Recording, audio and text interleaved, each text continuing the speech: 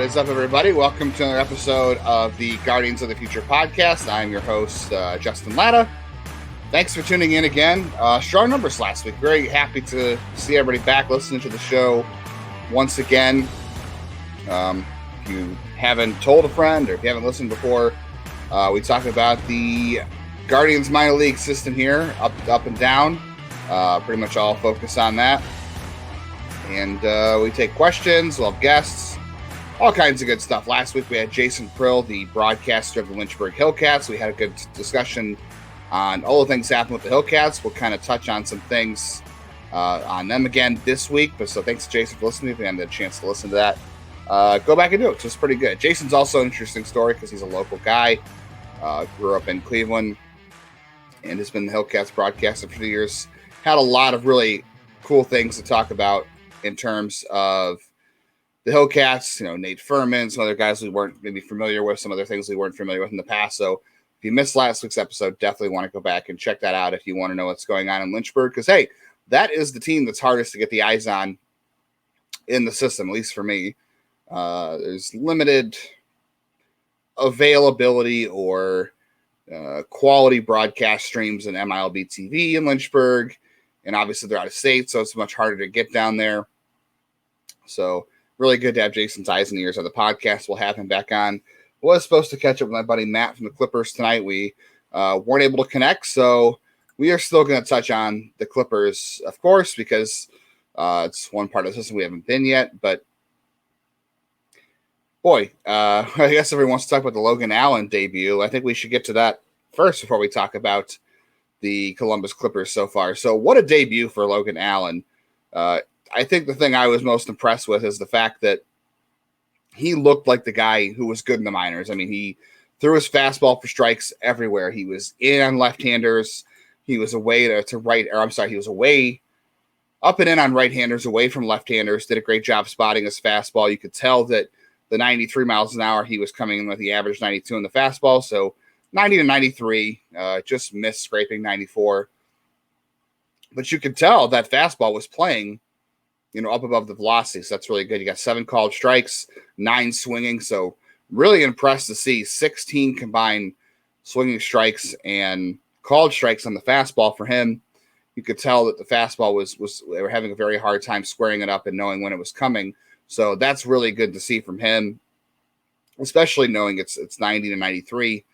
We'll see how other teams adjust to that and what they decide to do with this fastball, because that's going to be the key thing for him is fastball command and how he works that. He's got to command it as best he can because of the velocity, but also it does play above a little bit because what is called a shallow approach angle. And if you're not familiar with it, I'm not that familiar with either. It's the vertical approach angle. It is a hard concept to talk about. But basically, the best I can say it is it's how steeply up or down the ball enters the strike zone. So, and where it crosses home plate. So, like a negative vertical approach angle is like the ball is sloping downwards towards the plate. A positive one would be kind of upwards based on where it's released. Negative is good. You would like it to be negative, actually. And I think Logan Allen's is very flat, so that's a good thing to do, because it makes it hard to read off the bat. It makes it harder to makes it sneakier. Like Joe Ryan from the Twins has a very good vertical approach angle in terms of being negative. It's just a different look for hitters. And the flatter it looks, it's going to make hitters think that it's going to be a fat fastball, and they're going to wind up swinging over it because of how it comes in. It has to do with gravity, and it's just a really good thing to have a fastball. It's a unique show. So it just kind of tells us where it crosses home plate. There's a lot of people out there who have done better work on it than I've done. So you should, if you just Google vertical approach angle, or you can check out, I think Jeff Ponce, Baseball America, has done a good job on it, but it's just a low release point. So it just makes the fastball more deceptive, and it gets more swings and misses that way. So that's how Logan Allen's able to survive. He's got to be able to locate it, though, when he does that. I thought the Marlins putting a bunch of left-handers or right-handers in the lineup against Allen was interesting because he has a very good changeup, and you're giving him. I mean, he didn't develop the slider, so I talked to him in 2021 after the Guardians drafted him when he was in Lake County taking off, and he had said in college he didn't really, or I'm sorry, in high school he didn't really throw a breaking ball that much. He obviously had a breaking ball, but it wasn't like he used it a lot. And truthfully, he was good enough in high school not to need it, and he wasn't throwing as hard as he was in college, but he was a fastball changeup guy. So he already had those two pitches in his arsenal. He's throwing a little harder now, which is good. And the split change has been his best secondary. He's added the sweeper, which has been really good for him. In the minors, he's thrown it a lot more just because I think he's getting more comfortable with it. And he needs it against left-handers, especially. And he can throw that change to anybody, really. But he didn't throw that many today. He only threw 9 total. He got 2 swings and misses, 1 called strike. So not really a big weapon for him. And he really dominated with 2 pitches most of the day. And the Marlins lineup isn't good. So, this is a good time for him to make his debut, truthfully. So that worked out really well for him. But I just was impressed with Allen being able to look like himself and kind of pitch the way he knows how to pitch and how he's comfortable with pitching. That's what you want for a guy's big league debut. Is you don't want him going out there trying to do something he can't do or trying to be too much, do too much of one thing. So the fact that he went out there and just pitched like the guy who's been dominant in the minors for the last 2 years and, say for September of last season, where he kind of lost his command. He probably had to get used to AAA baseball a little bit, let's be honest. But, he went out there and he pitched exactly like the guy we've seen dominate the minor leagues, except for the September of last year. So for a guy to jump in like that, that is really impressive to do that right away, no matter who you're facing. It's always, the adrenaline's going, you get your nerves, major league debut. Also was not the best weather. So everything, he kept everything in check really impressively. So, I mean, there's going to be starts where it's not so, not so great. He'll probably give up a few more home runs as he done the fastball, but everything you could ask for in a debut from a pitcher like Logan Allen, he should be here to stay. There should be no reason to send him back down. He's up. He's good. He's ready to go. He is one of your best 5 starters right now in this organization. He should be pitching every 5th day in this rotation. All right, on to the Clippers in general. I know everyone's going to talk about Tanner Bibee, so we will get to Tanner Bibee.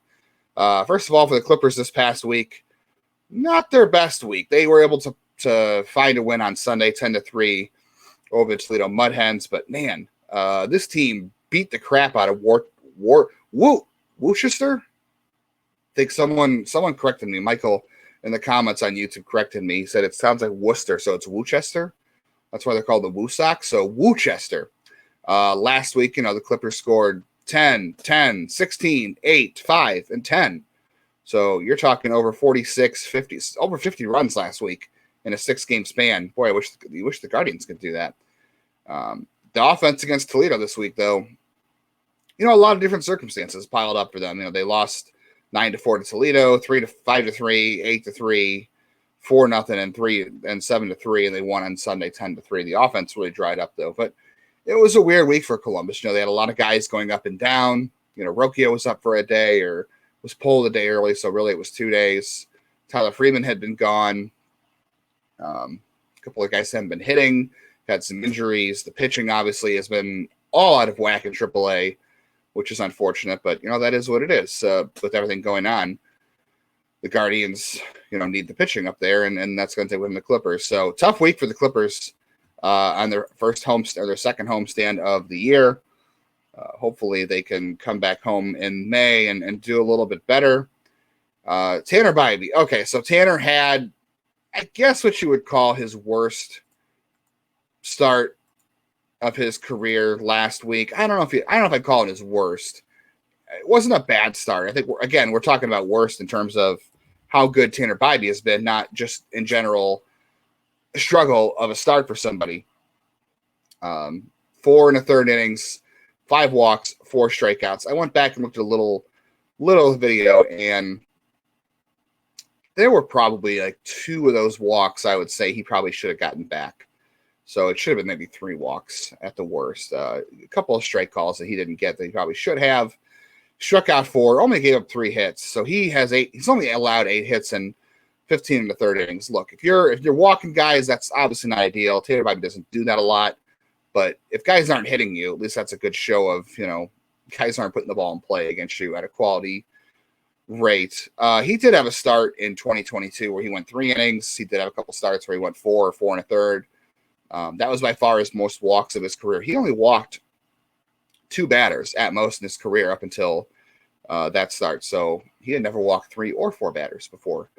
Pretty impressive for Tanner Bibee for that. So, look, it's one of those things where I think the adversity for Logan Allen was really good in Columbus in 2022 for him. It allowed him to have to work on some things and saw what adjustments he was going to need to make. And here he is at the big league level, dominated his first start. So sometimes a little adversity is a good thing. It can help you realize what you have to work on. And for Bibee, I don't know that one start, especially considering he didn't, we look at the stat line, he didn't really have a great day, but I wouldn't say he really struggled, quote unquote. We're saying he struggled by his standards, not particularly normal standards. So he struggled for what would be struggling for Tanner Bibee, is what I'm saying. So I don't know that he necessarily has to work on a ton based off that one start. But what you like to see, though, is that he maintained his composure, just went out there and kept pitching, and he rebounded from it. When he didn't get good calls, when he just wasn't able to throw strikes when he wanted to, nothing changed for him. He went out there, he was the same guy trying to throw strikes and doing what he does best. And when he didn't get the calls, when he couldn't throw strikes like he wanted, nothing looked out of sorts on the mound about him. And that is ultimately what's obviously most important. That's what the Guardians are going to want to see. And they're going to want to see him bounce back from that start in a positive way as well. So things that, my teams always look for in guys. Will that next start be in Columbus or Cleveland? That's a really, really good question. The Guardians broadcast on Sunday kept hinting at, will it be a bullpen game? Will it be another major league debut? I think the only likely scenario here is either it's a bullpen game because they need a starter on Wednesday now, or it's Tanner Bibee. I don't see how it could be any other way. Connor Pilkington pitched on Saturday, so he is out for Wednesday, Sunday, Monday, Tuesday, Wednesday. He's out. He's the only guy in the 40.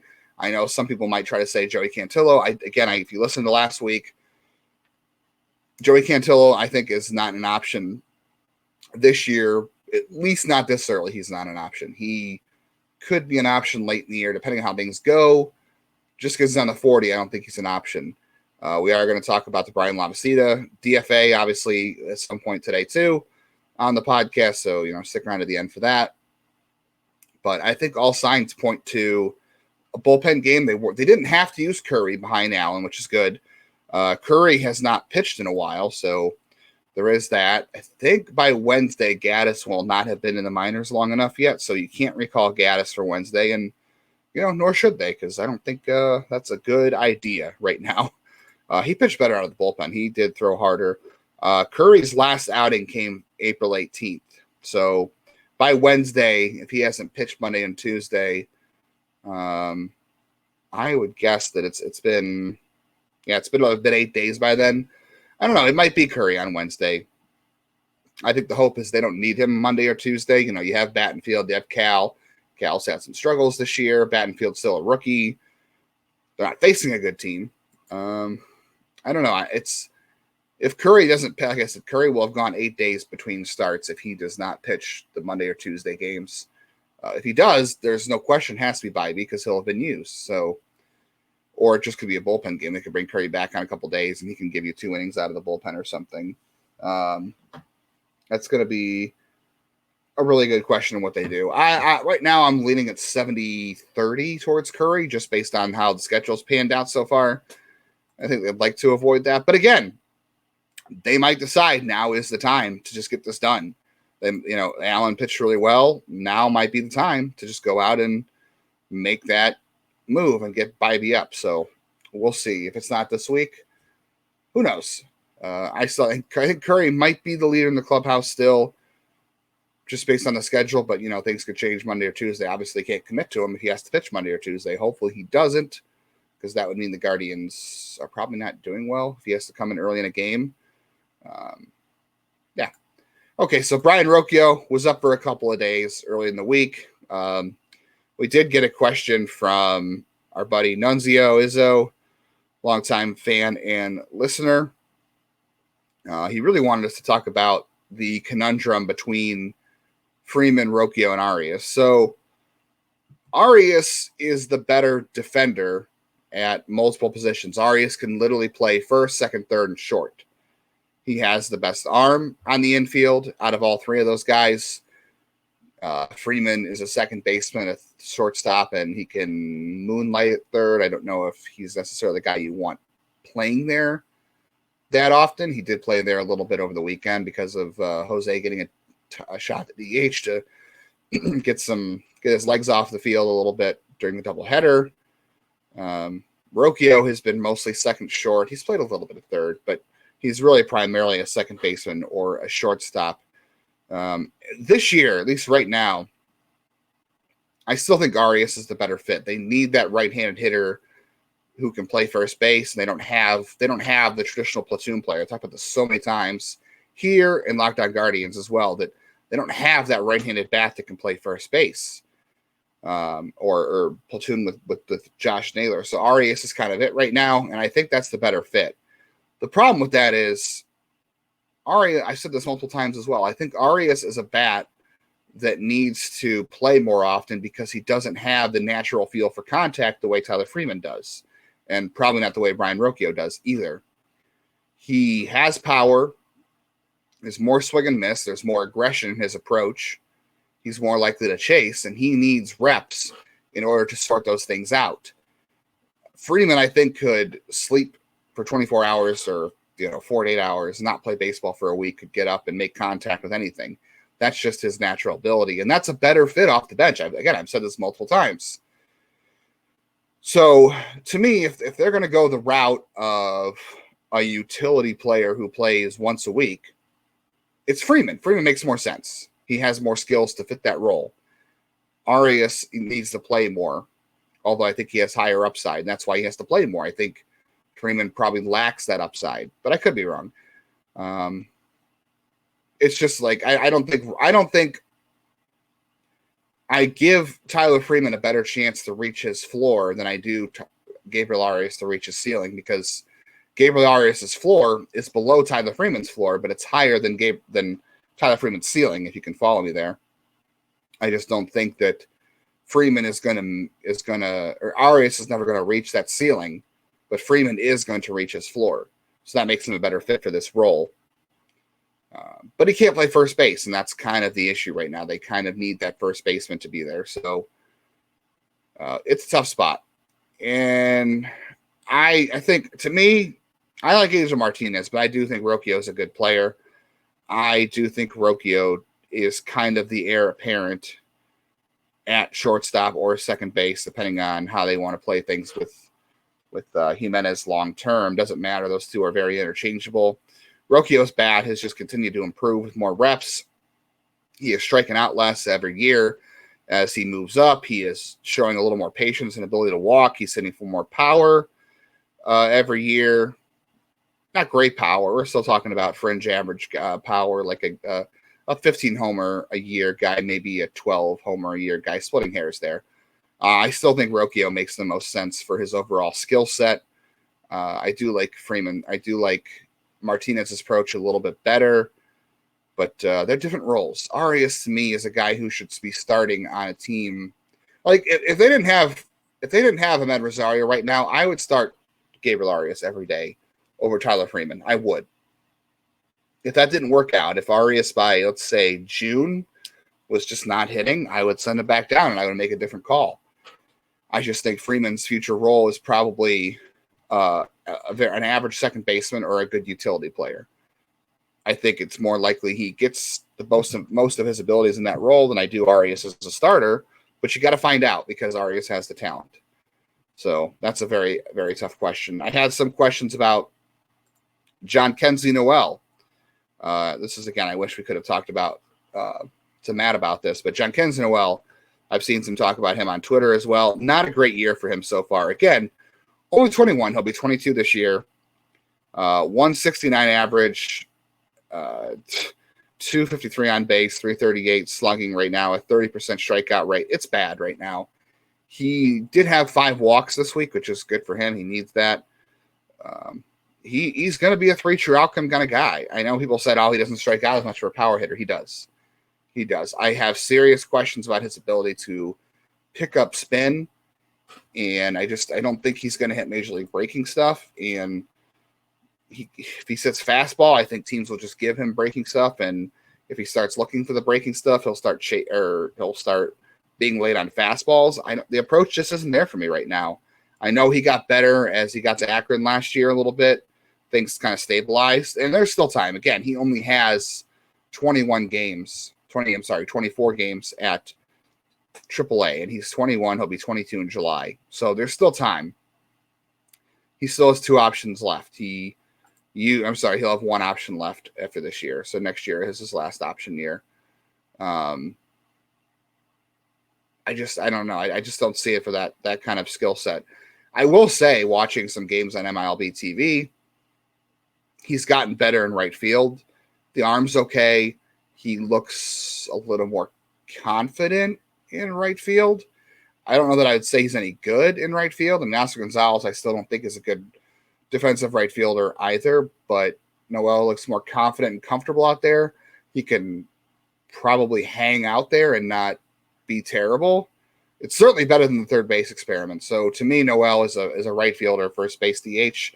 His best position is first base, but he's got to hit no matter where he goes. And I just have real concerns about breaking ball recognition and hitting enough of those. Fastball is not a problem, although I wonder if velocity ultimately will be a problem for him too. But just too much aggression and too much chase from him.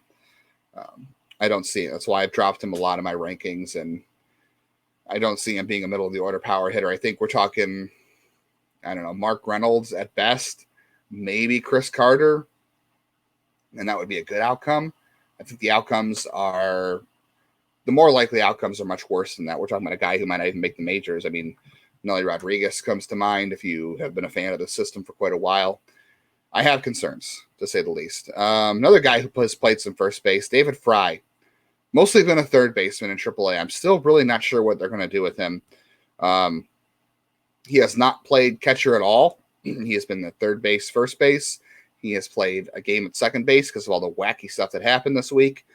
But he had a 909 OPS this week. He drove in a run. He had 3 doubles, 6 hits. I still like the guy as a bench player. I'd rather see him. Again, the reason Maybreeze Valori is on the Major League roster is because of his defense. It's not. If David Fry was a better defender, I think he'd be up. And that's just what it is. So the fact that Zach Collins is catching as Bo Naylor's backup in AAA and not David Fry, I think tells you all you need to know right now. Not necessarily that Zach Collins is a good defensive catcher, just that they don't view Fry catching in AAA as a priority right now. And maybe it's because he's needed at third base. That could be true as well. They just need him somewhere else. But if they really were worried about his development and could he be a catcher on the Major League roster sometime this year or next year, he would be getting reps at catcher. They would not. They would find a way. There's a reason they have moved Noel to right field. They move guys around is to get their bat in the order because they are priority. And I'm not saying they don't think David Fry is not a priority, but he is not a priority at catcher. Otherwise, they would find ways to get him in, and they could DH Collins, give Naylor a day off. But it's just and Collins has also played first base too. So Micah Pries kind of cooled off after that hot start. Not a great week for him. 238, did draw a couple walks, 1 extra base hit. Things have really, really cooled off for him, and that's not a surprise. I mean, he still has an 808 OPS in AAA, which is good. The strikeout rate hasn't climbed too much, 28%. That's a little higher than last year, and I do think there are some swing and miss concerns there. Walk rate's almost 10%. The power's still kind of there, 467 slug, but a lot of it is based on his early contributions. So he has looked tough against left-handers. I think he has really struggled against left-handed pitching. Something to watch going forward. That's still not a big deal. I mean, if he ends up being a platoon bat who can play the outfield and first base as a left-handed hitter, that still gives him a good chance to face a lot of good righties in the future and be a good hitter. So keep, and again, I know he's older, but at the same time, The lack of reps for him is a little bit different because of his background that we've talked about in the past, so I'm not too concerned yet. Peyton Banfield, really good through 2 starts. Been really impressed with him. That cutter is definitely a weapon for him, and he's gone through some pitch mix variations and how he chooses to throw which pitch when. A lot of that has kind of changed based on what he feels comfortable with and just what is working for him and what changes he's trying to make. And so he's coming out throwing the cutter more. So that's a good development for him. I still think that leads him more into a relief role, but I'm still interested in seeing him more as a starter. We're just going to need to see more pitches, I think, eventually from him. Is the cutter is going to only get him by for so long, a couple times through the order. So he winds up being a guy who goes a little bit short through the order. But it's working so far, no reason to change it. And, you make adjustments when people adjust back to you. No reason to, if you see something you need to change, make a change. Right now he has no reason to make a change. But I think what we're seeing is that the cutter is a viable option for him as a pitch, as a reliever. And at the very least, he has earned himself a lot more big league chances off of that. Sticking with Columbus, still the Touki Toussaint experiment. Had a question about which relievers could be interesting, who could, be up from that. Could they be an option? A lot of guys, I think Mike the Mad Thinker asked, Logan Allen's a starter. All these other guys could be starters. What guys could be relievers? I think the Touki Toussaint experiment is looking good so far. The walk rate is under 3 per 9, 7.8%. The strikeout rate's 27.5. ERA is under 2. I think things look good for him so far. I would not be surprised if this keeps up, if he winds up being an option at some point this season out of the bullpen. Again, the 40-man situation is going to make it a lot harder to figure out, but that's a guy with a lot of talent. I liked a lot of his pitches when he was younger. I liked a lot of the upside, and if they have found something with him control-wise, this could be a big win for them out of the bullpen because, look, ideally you have Cody Morris and Sam Henches and Nick Sandlin, Eli Morgan and Karinchak and Stefan and Clase. You don't need these guys, but the truth is you do need them because injuries happen. Guys regress. Guys don't adjust to certain things that are new rules, which we'll talk about on Lockdown Guardians. I won't get into that here. But Touki Toussaint so far has made himself look like a potential future bullpen option, and that's exciting. So that's the guy to keep an eye on in terms of relief options going forward. Mike also asked me about Bryan Lavastida. Could he be a minor league free agent at the end of the year? I don't have a good answer on that. I've asked a couple people who know better than I would. The research I have done so far says that he would not be a free agent at the end of the year. It would be next year, but don't quote me on that because I'm still looking for a better answer. I'm a little shocked by this one, though. He's been hitting better the last couple weeks, and the Major League roster has Cam Gallagher and Maybreeze Valoria. At the end of the day, Lavastida is probably a backup catcher who has more bat than glove, and that's not something this team's interested in long term. That's the harsh reality of it. And the bat has been struggling. The last 2 years, he's had a hard time regaining what he had in 2021. It's unfortunate. I give it a 50-50 chance for him to clear waivers. I don't know. I think there's a chance that catching is so thin out there that somebody could claim him, and he doesn't need to be on a Major League roster. He just needs to be on someone's 40. I think catching's thin enough where there's a good chance he catches on somewhere else, and that's unfortunate because I think somebody else will get him into a backup role. It'll work long term. I think he can hit enough to be a backup, whether that's a long career or a short career. I still believe in Lavastida. I just don't know how high the ceiling goes there. So at the end of the day, it's not a big deal in terms of the future of this team. It's a big deal for Lavastida. Obviously, I hope for his sake somebody claims him, because if he doesn't get claimed, he goes back to Akron. He's not on the 40. That drops his pay a little bit. That ends up getting him less future opportunities here in Cleveland. What's best for him is for somebody else to claim him and go on the 40 and maybe go to AAA. And because even if he is not playing well in Akron right now, he has played well in AA in the past, and he should go to AAA. But I think ultimately he's a backup. He's a second string catcher, and they have other ways to go about this to clear a spot for Logan Allen and anybody else. But I would have probably cleared Mabrys Valoria long term.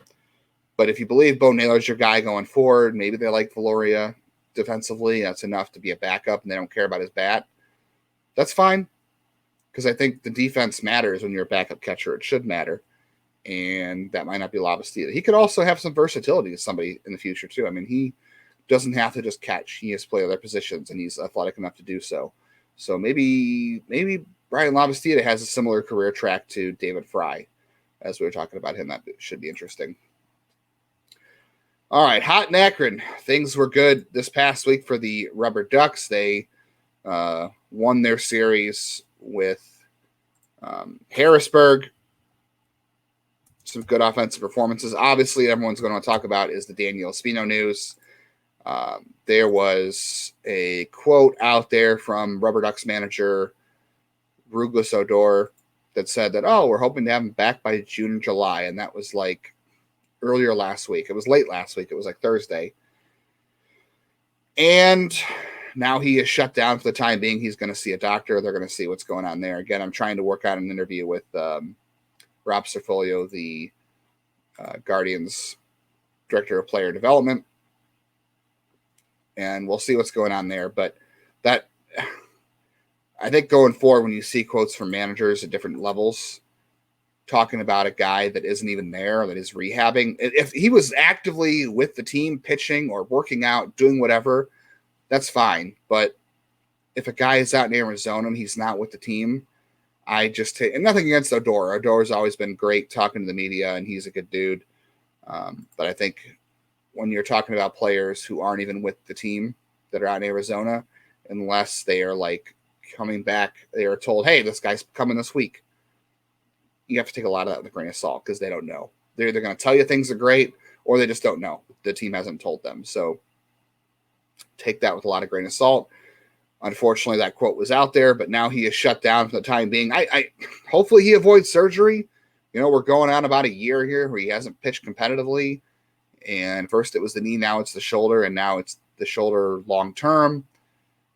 You hope that he doesn't need surgery, but if he needs shoulder surgery, you're talking about he's going to miss probably all of 2024. There's no such thing as a minor surgery on anybody's pitching arm, and there is no such thing as a minor shoulder surgery. So shoulder surgery is a lot worse than Tommy John. There are plenty of proven comebacks from Tommy John over the years. They have gotten that down to a science, and that isn't to say that he can't come back from a shoulder surgery or a shoulder injury. It's been done.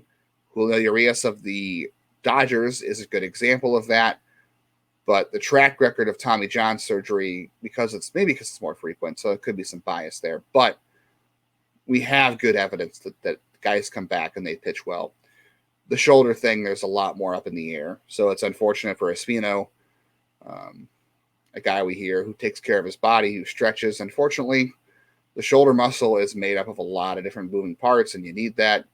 Some guys just, they struggle. I had one friend of the show tell me, who knows a lot about pitching, that some guys just don't know how to throw anything but 100%. They give max effort all the time, and they don't know how to do anything different. And that could be Espino. He could be 100% max effort every pitch. And he might need to realize that he can't be doing that, and he's got to listen to his body.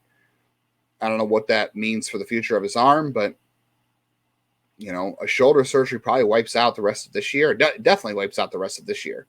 And the fact that he is going for a second opinion tells me that it's unlikely he pitches this year. And I don't know. It's hard to imagine him not getting surgery at this point, because this is at least 3 occurrences we know of the shoulder causing issues of him ramping up. He had the shoulder problem ramping up from the knee problem last year. He had a shoulder problem ramping up again this time as well. So that's multiple occurrences. It was twice last year. He ramped up at the end and thought he was good for spring training.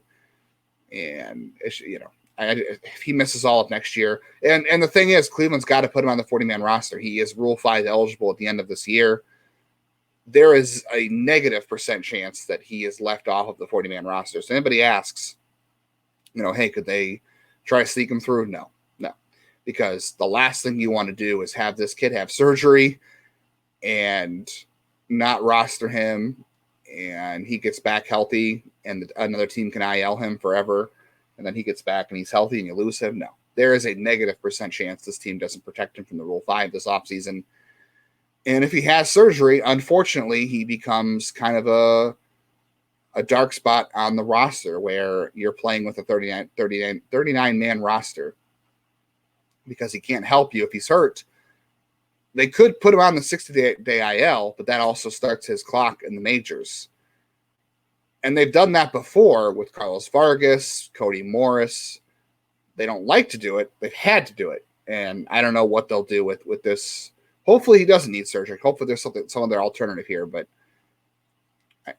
the way things have gone so far, it's hard to believe that surgery's not coming. Maybe I'm wrong. I'm not an expert. I haven't seen the shoulder. Even if I did, I wouldn't know what to look for. But it's not a good situation. And this is why there are so many concerns with Daniel Espino. It's unfortunate for him. It's unfortunate for the organization and the fans. But, wish him the best in getting back. But, there's a good chance that they're playing with a 39-man roster next year is the way I'm looking at it right now. Hey, at least Gavin Williams is still dominating. 5 no-hit innings for Akron last week. Touched 99, so he is consistently in that upper 90s, 100-mile-an-hour range. He is the guy left who still throws heat. I mean, Bibee throws heat. He's throwing 96, 99. But Gavin Williams, no hits last week, 8 strikeouts, 5 innings. I think there's a good chance that one of those open spots in Columbus, however that works out, he should be in Columbus. They need innings in Akron. That's the thing here too, is Shane McCarthy is working his way back. Ross Carver, I guess, is being used in a tandem role. I think they're trying to get guys stretched out. I don't know. The guys they don't trust. Nikhazy, Leftwich, Carver, Stanley, being careful with Cantillo. Trying to think who else. McCarthy's coming back from TJ. There's a couple guys they're just not kind of taking the reins off of yet. They're keeping things careful with them. I think once they do that, you can get Gavin Williams to Columbus, because there's no reason Adam Scott, or they shouldn't have a bullpen game in Columbus. They shouldn't have Adam Scott starting in Columbus. Nothing against Adam Scott, but Gavin Williams should be there getting innings right now. And I think it has to do with the fact they need innings covered in Akron. And there are some things he can work on. Sure, he's not perfect. I think Bibee is a more polished pitcher than him at this time, but there's still probably not a lot of reason for Gavin Williams to be pitching the AA hitters at this point. So I think once Nikhazy and Leftwich and Cantillo, they can maybe take the reins off some of those guys a little bit. Maybe that pushes Gavin Williams to AAA. Hopefully it's sooner than later, because like I said, there's no reason for them to be trying to get 3 or 4 innings of start out of Adam Scott when he can't throw strikes. Tanner Burns, another good start for him. 7 strikeouts. He has 14 strikeouts and 9 innings pitched this year. Things are looking pretty good for him. He's still throwing the 90-93. It's the fact the velocity just has not come back from where he was in college. He was hitting 96 in college, and now it is, and pitching once a week. Now he's pitching once a week, and it's like low 90s. So I think we're looking at Tanner Burns. I think we've said on Locked On Guardians he's kind of a likely a bullpen arm, but I think he can be like a Curry or a Gaddis. There's better secondaries there too, I think, as well. So I think he could still be a 5th or 6th starter with what he's got. The fastball is definitely not great to play at the big league level, but we'll see. But at least he's throwing more strikes, and the secondaries are still good. So that gives him a good chance to be a back-end starter. Jack Leftwich, 3 perfect innings, 4 strikeouts. Again, I hope they take the reins off him a little bit, because he's been looking good. I know he had the elbow injury at the end of 2022. Hopefully he can get some more innings here soon. And I like everything I've seen from him. He can backdoor the slider in on the back foot of lefties. The fastball is 92, 93. The changeup I haven't really seen a ton of yet this year, but it was solid last year. So Jack Leftwich, to me, Still could be a reliever, but with the fastball slider, but I still want to see more innings from him. They need innings from him because of the time missed as well. Lake County, man, I saw my first look at Juan Brito in person last week on Thursday. That guy can play. It's hard to judge guys facing low A and high A pitching because there is such a big divide between pitchers at low A and high A and double A in terms of throwing strikes, quality of stuff, and being able to throw breaking stuff for strikes. But what I will say about Brito is he doesn't chase crap, so he doesn't chase out of the strike zone. Maybe pitchers with better breaking stuff, guys who can start in the zone and drop it out of the zone, he'll have to adjust to in double A. We'll see. But what he's doing in high A, I think, is working. He doesn't chase out of the zone. He gets the ball in the air, too. So for a guy who, we're not talking about a guy with 60, even 50 grade power.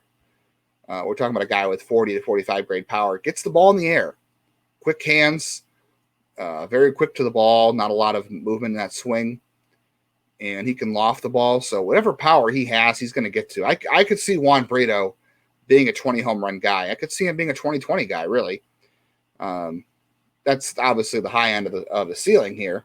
I don't know what the floor is, but I think that's the ceiling. Defensively, he looks fine. I didn't see anything that stood out to me that was negative or positive in either direction. It was fine. It was solid. The arm's fine. I don't know if he's going to be a special defender, but he should be fine. Wherever he ends up playing, it's probably still going to be second base. But the bat looks good. I haven't seen him from the right side yet. I've only saw him from the left. But he hits the ball the other way. He can pull the ball to the gap. He gets the ball in the air. He doesn't chase crap out of the zone at this level yet. So everything looks good so far from Juan Brito. I think he's going to hit. Everything else, we'll see. Solid start Sunday. I didn't get to see this one, but one note. Ryan Webb, 5 innings of shutout ball, 8 strikeouts. That is a great sign for him. I'm hoping to catch him at the next homestand. We'll see when that is. Just got a message back from our buddy Andrew Kinsman, friend of the show, who knows the minor league rules better than I do. So we'll go back real quick and look at the Bryan Lavastida situation. It looks like it's all or part of 7 minor league seasons. So Oscar Gonzalez, as an example, made his pro debut in 2015, became a minor league free agent after 2021, re-signed, whereas Jose Fermin made his debut in 2016, would have been eligible to become a minor league free agent last winter before he was traded and added to the Cardinals' 40-man roster to stop him. So as for Lavastida, drafted in 2018, so this is only his 6th pro season, so he will not be minor league free agent this winter, although he will be Rule 5 eligible. So 2024, which is what I thought. I thought it was 2024, not this year. So appreciate Andrew for getting back to me on that. He knows these rules a little better than I do and interprets them better. He knows how to find them better and he knows how to interpret them better. So Bryan Lavastida, still 1 more year before he can be a minor league free agent, although he will be Rule 5 eligible if he clears waivers. So good to know. I saw Trenton Denholm on Thursday as well. The secondaries are good. The changeup's good. The curveball's okay. The slider's decent. I think it's a bevy of 45, 50 offerings. Maybe the changeup's 55. The fastball is definitely a 45. It was 88 to 90 when I saw him. Hopefully, at times he can get to the mid-90s. I've heard and seen him throw 93, 94, 95.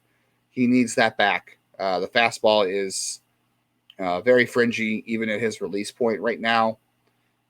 And I think 45 is probably being generous based on his release point. We'll see if the velocity ticks back up. For me, he winds up being kind of a swingman bullpen starter, kind of a Curry, Adam Plutko type right now is what I would say Trenton Denholm is. But the secondaries were good. Maybe some of that works out of the bullpen. Maybe it doesn't. Tyler Thornton, on the other hand, not a lot of control. Denholm didn't have control issues, but Tyler Thornton, to me, very, very difficult release point to pick up for hitters, throwing 90-94 and a good slider as well. I think Tyler Thornton has all the pieces there to be a good major league reliever. He definitely has to figure out where the ball's going first, but 90-94 and a good slider. So I liked what I saw from him. If he can throw some strikes, man, he is going to be one pain in the rear end reliever to pick up for hitters. Yordis Valdez, another strong week from him. I don't know. I saw a lot of good stuff in his swing on Thursday, and manager Omir Santos said that his approach has gotten better. He is learning now what he can hit, what he can drive. It's a more mature approach at the plate. So I really like where the bat's going for him. Another strong week for Joe Lampe. He had a walk-off hit for Lake County. Really enjoyed watching him play. It's a back-up-the-middle approach. It's very high contact. I would like to see him drive the ball a little bit more. I don't know that he is really going to benefit a ton from high A pitching anymore, but given where he played in college. But yeah, it's a back-up-the-middle approach. Would like to see him pull it more. Would like to see a little more, gap power from him. Speed's there. Center field, he looked fine. Just want to see if it turns into more power. I don't know if I would. I think Will Brennan had more gap power when I saw him in high A in 2021. He was able to pull the ball down the right field line a little bit more and hit the gaps. I haven't seen it from Lampe yet. It's early, so we'll see. But to me, that's the difference so far is Brennan had more doubles power, and right now I'm seeing a lot of singles back up the middle from Lampe, but it's looking good. I mean, he's way too good for high A. The approach is good. The contact is good. The speed's good. The defense is good. While we were recording this, the Hellcats just stole 10 more bases. They set a franchise record, 12 steals last week in a game. That's really impressive. That team just keeps running. Take that with a grain of salt because of the rules down there, because of how raw the pitchers are, how bad the catching is, and those guys just run free. So I would take some of that with a grain of salt, but it's still very fun. Nate Furman's hitting streak comes to that at 9 games, but he has still gotten on base in all but one game he's played this year. Things are looking good for him. Guy Lipscomb, another good week for him in Lynchburg. Again, still looks like he's too advanced for that level. He's just got to have playing time open up at a higher level for him. So it's unfortunate that they don't have higher playing time for him, because I don't think he's going to gain a lot from low A other than just routines and reps and being ready to play 6 days a week. I watched a little bit of Adam Tulloch, who was one of the Guardians draft picks last year, also out of Arizona State. Very weird, quirky sidearm angle. High sidearm, doesn't really drop down, but I like what I saw out of him. He is going to be tough to pick up. I think he's probably better as a reliever because of the angle his arm comes through at. It makes the fastball challenging to pick up, kind of like Logan Allen. I didn't really see a ton of great stuff on the secondaries, but I think he can really pitch, and the angle is going to be tough. Juan Ben-Hameen is how Jason Prill pronounced it last week. Juan Ben-Hameen. Man, this guy is just raking. The strikeout rate, a little bit of concern. He's 20 in low A. You'd like to see that a lot lower, 27%. The walk rate's okay. But so far he's hitting 20 low A. Maybe like you see him be a teenager and doing this. We'll see. But he's hitting, and I would like to see where he ends the year plate discipline-wise, because that's a level where you really can't strike out a lot and recover from, unfortunately. So got to get that strikeout rate down. It's early. Unfortunately, Wilfredo Antunes is on the IL in low A. Was really liking to watch him before he got hurt. He's only played, he only had 22 plate appearances. He's 21, and he was hurt last year. So that is not great to see. Let's check to see if we got any last-minute questions that I didn't touch on. We talked about Noel, as Josh Capelo asked. With Logan, John Turner wants to know, with Logan Allen in the big leagues, do you think Gavin Williams gets called to Columbus soon? I do. I did touch on that. I think it should be soon. We talked about some relievers. We talked about Tyler Freeman and the shortstop situation right now. That's going to be it for the week. I got to go record tomorrow's Lockdown Guardians, so hopefully we'll catch up with Matt another time from Columbus. Plan to talk about the captains with Matt Cannell here soon, as well as he and I have both seen them a little bit, and then we'll try to get somebody on from Akron as well. Thank you for listening again. If you enjoy the podcast, please leave us a review on iTunes or Spotify. I believe those are the two places you can do that. Comment on YouTube if you're watching on YouTube, and let me know what you'd like to hear. What would you like me to talk about as far as minor leagues are concerned? Interviews, levels, players you'd like me to talk about. I don't do this for myself. I mean, I do it for myself. I enjoy talking about the minor league system. It's a lot harder when you're doing it solo, I will say, but I do this because people seem to enjoy the podcast about minor league baseball and the Guardian system. So if there is something I can improve on that you would enjoy me talking about or who I should talk to, definitely let me know. And hey, if you're not leaving me a 5-star review, please let me know why you're leaving me less than a 5-star review. Make it constructive criticism, but definitely leave the review, share with a friend if they like the Guardians and they like the minor league system and they want to know who is coming next through the pipeline. Thanks to everybody who asked the question. Thanks for Andrew for getting back to me on the Bryan Lavastida minor league free agent situation. I don't know if I kind of hope he clears waivers, but I also kind of don't for his sake as well. So we'll see. We'll be back next week with another episode. So stay tuned. Make sure you're subscribing to Next Year in CLE.substack.com. I'll put it in the bio or in the show notes as well, so you can subscribe there. Hope to talk to you again soon.